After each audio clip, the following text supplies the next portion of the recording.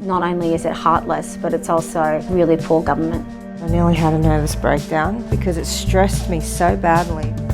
I went in there so nervous, wound myself up in knots. Absolutely fundamentally flawed. His father and I are starting to break body-wise. I've had to join a gym to strengthen myself because he's breaking me physically. I've got bad sciatica nerve at the moment. He had a seizure on Friday night and I had to catch him and it jerked me. I've just been in pain ever since. Painkillers aren't cutting it. I had to have someone come and sit here. Steve's parents came around on Sunday because I couldn't get up and Steve was at work. When I go down in this house, it takes the whole household down. I'm Deb and my daughter Jordan is 19. She has severe multiple disabilities. I've been a single mum since probably 2014. In that time, Jordan has finished school, so we've transitioned from school to post-school. I used to teach. I taught for 20 years and had to retire when she finished school. It was hard to give up the work. It was hard to have to do it. I didn't want to. I was in admin by the time I finished, climbing up the ladder, if you like. I found it a very difficult thing to have to do in terms of knowing that I was not going to have the sort of income that I would normally have. And at the time, when I had to do it, NDIS was just a thought more than anything. It had only started to roll out in one other state in Australia when I had to stop work. And it's funny how actually, and also how being on a pension for somebody with a disability or for a carer, it really does make you work out what's important in life. And you don't realise when you're earning a large income just how much of it you're wasting, just how much of the stuff you didn't need. So I've learnt that one too. It's funny how your life changes. I don't have those aspirations anymore. I simply want to earn enough money to pay the bills and not to have to be on a pension anymore, which is fantastic, and that's going to happen for me, which is great. Well, because there was only a year between Talia and Seth, one of us kind of always had to be home when they were little. So my husband did it for 10 years and I was trying to further my career to be a midwife, but it just didn't happen. I decided about 6 years ago for myself that it was too much pressure to still try and be the main person who runs the house and work, so my husband and I swapped over. One of us has to be home 24 hours a day because he has too many appointments or he seizures a lot lately. No job's going to take you walking out 10 times a week. So my name is Courtney Wolf and I'm currently an NDIS appeals advocate. I have been in disability, I think probably about 10 years. My dad was hit by a car when I was 11 and he has an acquired brain injury and a permanently broken leg. And as I have grown up, I have seen families struggle with the lack of support. Seeing how hard families have had to fight to get proper support for their loved ones really motivates me to make sure that I'm going in there to support them too in any way that I can. I think for a lot of people that don't have either a family member or close family friend that has a disability, particularly one where they need to rely on external services for support or for respite, that people don't necessarily have a really good understanding of what is available or what some of these families confront on a daily basis. When I was elected in 2006, that's something that really struck me, and in those days there was a chronic shortage of support, particularly around respite for families that were caring for people with disability, as well as the necessary supports in the local communities that they needed. So from a local member's perspective, I worked really hard to secure a new respite centre here in Ashgrove, which was opened around 10 years ago and is continuing to provide support for families here. I was also a big believer and advocate for introducing a national disability insurance scheme, and really believe that all of us as Australians have a responsibility to contribute to a national scheme. The United Nations Convention on Rights of Persons with Disabilities was formed through an ad hoc process. So it started in 2001 and had 8 plenary sessions held in New York, each about 2 weeks long. So it had a very heavy disability persons involvement.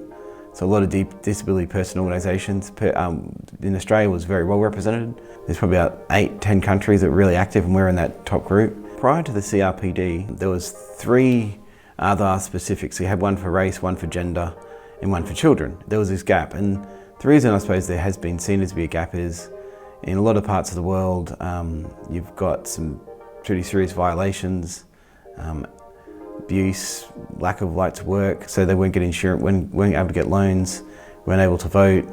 The medical model was controlling them, so people just were excluded. Queensland was always seen as one of the worst states. Like in the Joh Bjelke-Petersen era, we almost had, very strong institutionalisation, and then also very old world thinking that, what's the family's responsibility and the family's responsibility only.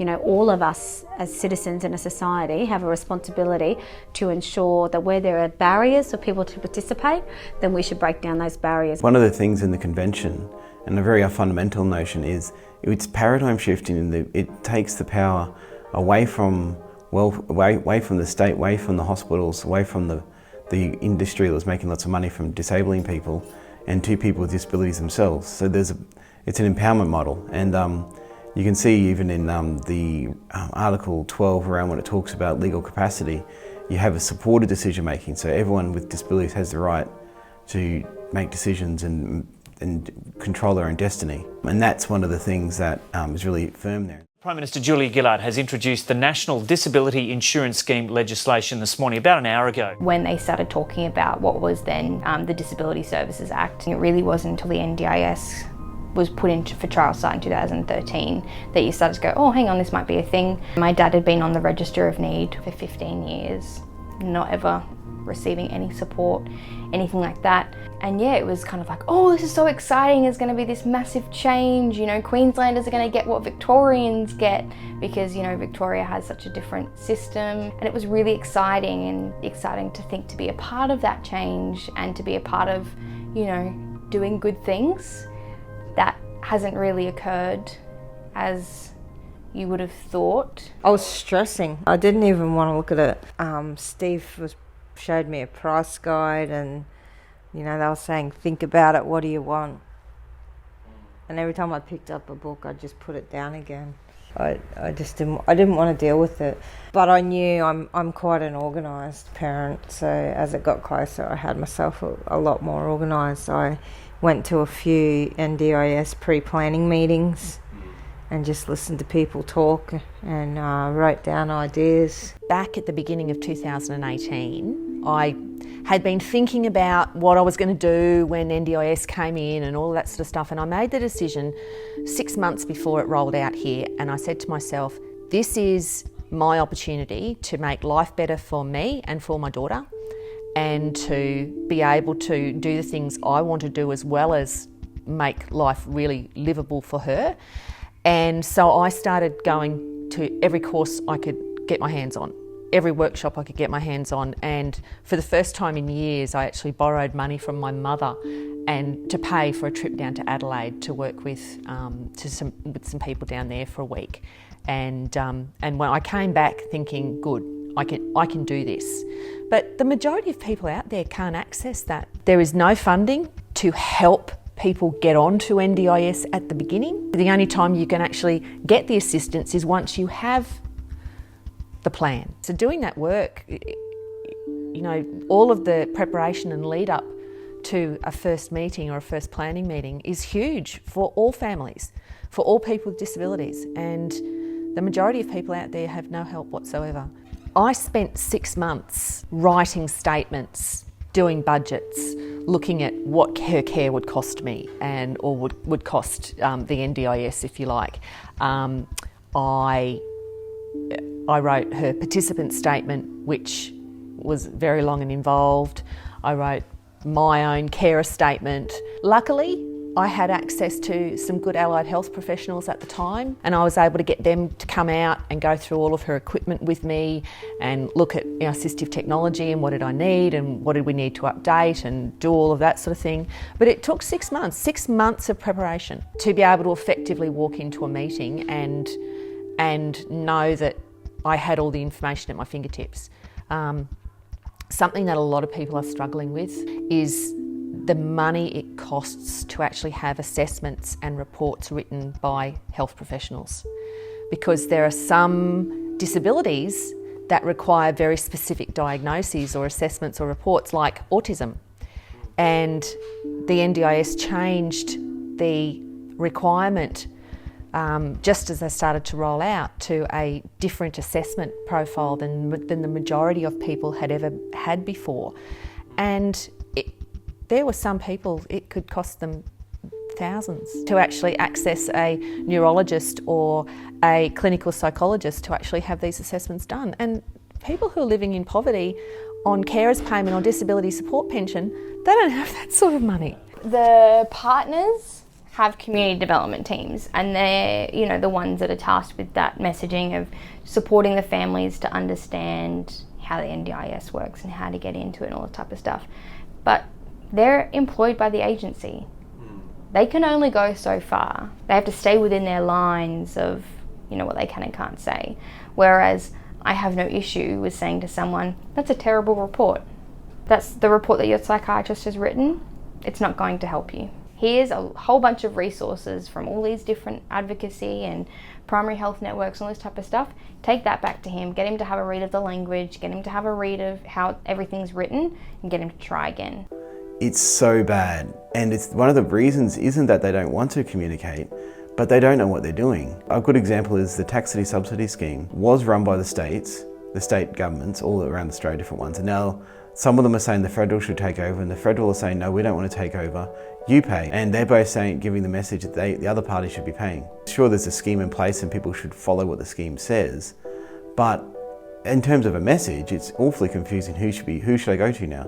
Even now, I've emailed them and said, so if I do the following, if I take a carer, say, so I want to go to one place, if I take a carer, where do I have to pay them from? And you sort of go back and they say, well, we're not sure. I said, well, can you find out? And I said, what if I want to go overseas, can I hire someone to do some help there? Or maybe, you know, they try and give answers, but one of them was, you should take them from Australia. And I said, well, is that definite? Do you have to? What about if I fly them there and then they fly back by themselves? And there's like a lot of these questions which are very important, because you know, that's what the funding is. And there's someone I can ask, but the person who's giving me the advice doesn't really know the answer. There's no one they can really ask. I think it makes it really difficult for people wanting to try new things and to think outside the box. You know, talking about people having an individualised support team, well, that doesn't make sense, because you would just be with a service provider and they would provide the support. You know, people wanting to try mainstream activities and hang out with neurotypically developing people, it doesn't compute for them. And they're like, oh, but why would you want to do that? It's very much around, I feel, cost-saving measures. It's around placing people back in a box. That institutionalization thinking, why can't you just do stuff with people like you? So do you mean people that are 27? No, I mean other people that have disability, that kind of stuff. And you're like, well, why should they have to do group activities with other people with disability? Because it's more cost effective. It's cheaper to have one support worker support 3 people than it is to have each of them to have their own support worker, even though that might mean that they get to do things they haven't done before. Demand for disability services is growing fast as more people sign up to the National Disability Insurance Scheme. But 18 months into the program, there are concerns about the sector's ability to keep pace. NDIS is not for all people with disabilities. If you look at the Disability Discrimination Act, it casts the net very widely. It includes everyone with any impairment. So you would have up to 20% of the population with some form of impairment. Now the NDIS has money going out, so they've really got to tighten it up. And the way they've done that, they've talked about severe impairments and really tried to focus on those with more profound disabilities, which is good. You know, you could argue they've punched for the people who need the most, but there are people that are on the borderline. Do they need the support or do they not? And the process of actually doing that has created some, I would have to say, bizarre outcomes. There was a person who previously had a guide dog, who then they said they didn't need a guide dog because they didn't do the forms right. Their teething problems, I presume they'll be sorted out after I don't know, 5 or 10 years or something. There has been delays in the system. Certainly we're not as advanced as we would have liked to have been as a state, and I don't want to get into the politics of that, but certainly there is a feeling that the federal government has had a bit of a go slow on the implementation of the NDIS, and that's upsetting because it means that families aren't getting the additional support that we as Australians decided we believe that we should fund. Just watching it happening in all the other states of Australia was really tough. You'd hear about other people who were on their third or fourth plan, and you think, when is it going to happen? I pity the poor buggers in the north of Brisbane who are only just rolling out now. So it's been really hard on them. It's fair to say that there has been some implementation issues, and when I talk to families, I'm getting a bit of a mixed response from families in my local community about their experience with the NDIA and with the National Disability Insurance Scheme. I've had families where they've got a child with autism, for example, where they've been very pleased with their plan and the support, and actually saying that they're getting a whole new level of support that they never had before. Yet other people that have more complex needs or multiple disabilities have found that it hasn't necessarily lived up to what they'd hoped for, and certainly there has to be an opportunity, I think, in the next sort of 12 months to sort of reset some of those plans. My heart shattered when we got back the amounts and the amounts of dollar signs and the areas they were putting it in, and when you put 2 and 2 together to work out what you're paying for things, that was not even going to last us a month and a half. It was going to chew all that, and then he was going to have nothing left for the next 11 months, 10 months of the year. And I got onto the NDIS and I basically just cried on the phone. Jordan's planning meeting went for about 2 hours in a local office with an NDIA planner. Wasn't fantastic. I went in there so nervous, so anxious, wound myself up in knots. It's like, wow, this is 2 hours of my time and this is going to determine what my daughter's going to be able to do for the next 12 months. And it was really, really stressful. Stop making them feel like they're on trial for asking to be able to cook and clean or have a shower. Not why, but how much. I think they're called community coordinators who work very closely in putting these programs together. They're the best of intentioned, best skilled people who are working to make this program most effective. I've had to make complaints around planners and their prejudicial views. I currently have an FOI, Freedom of Information application pending for one of my clients, because once speaking to the internal reviewer, it looks like the planner just straight out lied in the system about that person's needs in order to just get it done. I submitted an occupational therapy report which suggested a piece of assistive technology. Upon calling me to tell me that they were declining that piece of assistive technology, their rationale was, I saw her walk with my own eyes, therefore I've made a reasonable and necessary decision that she does not require that piece of assistive technology. I said, you saw her shuffle while holding on to multiple pieces of furniture in her house. I walked into the planning meeting with Jordan and he introduced himself, and the first thing he said to me is, I want you to know that I've done thousands of these plans, so you're good with me. And my first reaction was, there's not thousands of Jordan, there's only one of Jordan. And being told you've done thousands of plans didn't actually instill me with a hell of a lot of confidence. It was almost as if he was boasting. And I later found out that, yeah, he was actually very well known for not doing very good plans at all. I've done thousands of them. It's like, yeah, I don't care how many you've done.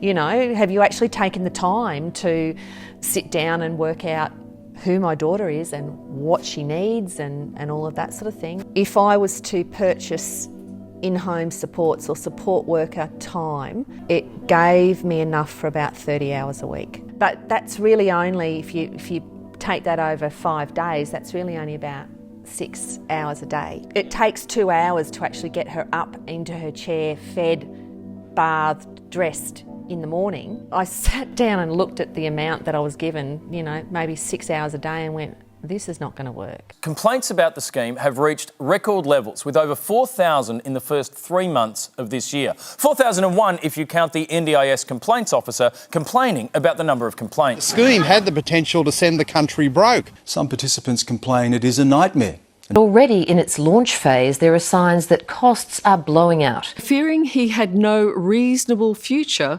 Yvette did something shocking and deeply troubling. She decided to kill her child and herself. We were going together. And I wasn't leaving him behind.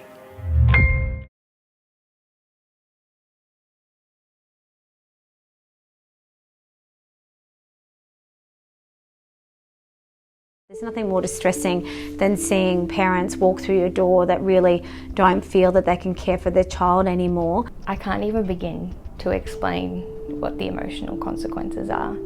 I don't have a counselling background. However, I have managed to pick up some counselling skills from this job, for sure.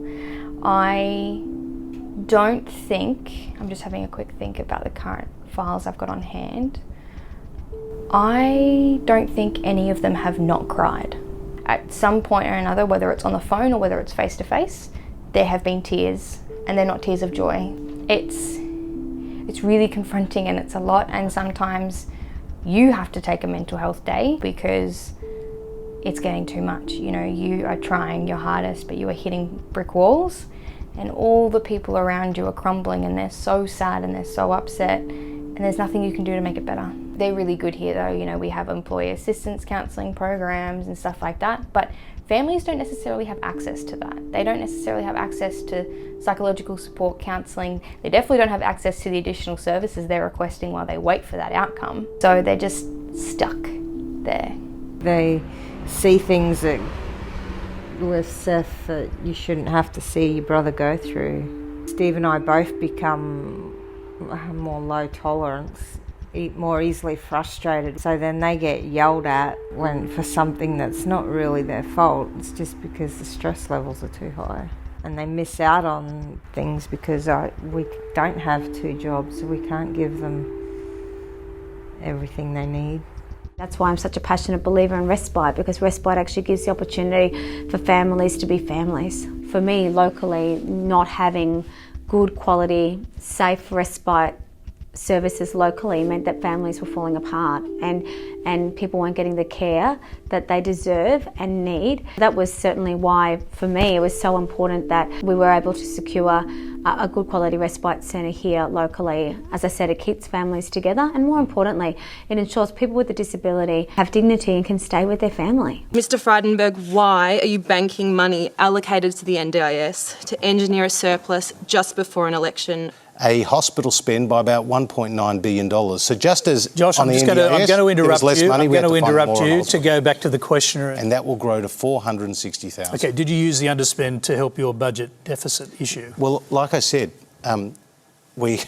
there was a lower number of people on the NDIS than was previously expected. So it did in fact help the deficit. But in the same way, there were more people who were demanding public hospitals, Tony, that we had to find an extra $1.9 billion. Okay, I'm going to go back to our questioner. Annabelle, are you convinced by that argument?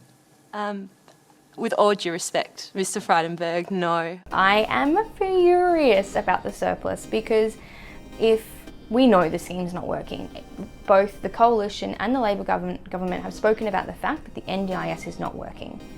So why would you redirect $1.6 billion to go and fix the health overspend when you should be reinvesting that money back into the scheme for training for support coordinators, training for your own staff, support coordinators for people who don't have supports to learn how to implement their plan. For those of us who are now working in the industry, it confirmed what we already knew, big time. I know it really upset a lot of people. The problem is that people haven't been spending their funding because they don't know how. I decided that rather than putting myself in a position where I was dependent on an employer, I wanted to have the independence to be able to do what I needed to do and be around for Jordan when she needed me and all of that sort of thing. So I run my business from home. I look after NDIS participants and help them with all of their services and everything like that. People need to know this. They need to have access to this information. And look, I've always been a really proactive person anyway. I initially started with my daughter's special school because it had been an amazing community for me. They were incredibly supportive when my marriage disintegrated. Basically, when I was on my own with Jordan, they incredibly, giving community, and I decided when she had finished school and I'd started doing all of this study and getting all of this information, I thought this is my way of giving back. So I approached the school and I said, I want to give back. This is my way. Can I work with parents and start helping others to learn what I've learned? It is great, and I still have so many who contact me just to let me know, finally, after 12 months, our plan's been approved and we got this and this. Some come back to me and say, don't think we did a really good job, think we're going to have to go to review, can you help us? And it's the commitment that I've made to all of those parents, that if any of them need me, I'm there for them. So we always know that a good proportion of our clients will always need us, but there is that percentage of clients who hopefully won't. I'm seeing some of my clients, I see their comments on Facebook, or they let me know that they've done this and they've done that and they've done this, and I go, look at you go. 8 months ago you would have been saying to me, I don't know how to do this, and now they're doing it independently, and all I'm doing is sort of putting a bit of encouragement in there, and it's great. Well, one of the reasons the Americans with Disabilities Act was passed in 1990 in the United States was the economics. It's simply getting people off welfare into the economy, turn someone who's a drain on the economy to someone who's running the economy.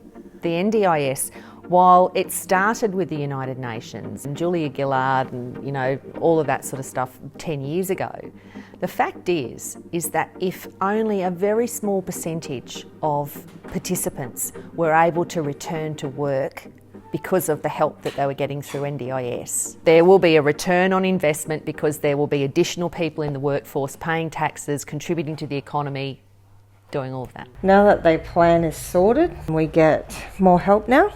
We get a carer around now 5 nights a week to shower and feed Seth. Equipment wise, we're just going to start looking at getting more equipment, so it's good. Do you feel angry about what they put you through? Yeah, I do, because it was not good. It was not good for any of us. And we went in planned, and I don't know what happened between what we took and what the planner gave on to the person who does the plan. I don't know what went wrong.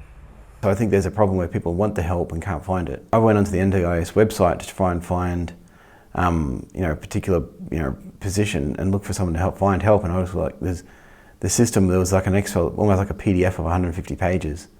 No, it wasn't particularised to any way to search. There was no search functionality. So their system they had no way of finding people through them. And then you go off and find someone just randomly. So it was very hard. I think a lot of people have been, I don't know how to find someone. So maybe I think that's part of the problem. I think first of all, I do think they need to have a real stock take of where we're at, understanding exactly where we're at. We know that it hasn't been implemented at the rate in which it was the federal government committed, and that's why we've seen a major underspend in the most recent budget. So I think what we need to do is resource up the NDIS so we can actually get more people implementing plans sooner, as opposed to people having to wait months and months and months to get their plan approved. As a nation and as Australia, we have said very clearly that we are not going to accept the shortchanging of people with a disability like we saw for many generations, that we together have an obligation to provide a much better support system for everybody in our community, including those with a disability. I think they probably need to write to their federal member and make it known that it is actually an issue. We're all paying for this in our tax, and it was promised that people with disability would have better outcomes, and that's not happening. So it needs to be on everyone's radar that, there's probably people with a disability living in your apartment block or in your street, and you have no idea, because they probably aren't getting enough support to get out of the house. I remember a story of someone saying to me, there's a lot of people in wheelchairs around here when we were in Melbourne. That's because Melbourne was one of the first trial sites for the NDIS. So there's all these people getting funding to get new wheelchairs and to get out and about. And they hadn't moved, they'd been there all along, they'd just been stuck in their house. Do you think it was worth it? All of the struggle? The angst? Yeah, absolutely. Absolutely. The most positive aspect has been the change in my relationship with my daughter. I don't resent her anymore. I love her, I spend time, I have quality time with her. I look forward to actually having that quality time, whereas when you're a carer doing this job 24/7 with somebody with extremely high needs, you get tired. You don't look forward to it. You think, oh, I've got to get up and do it again tomorrow.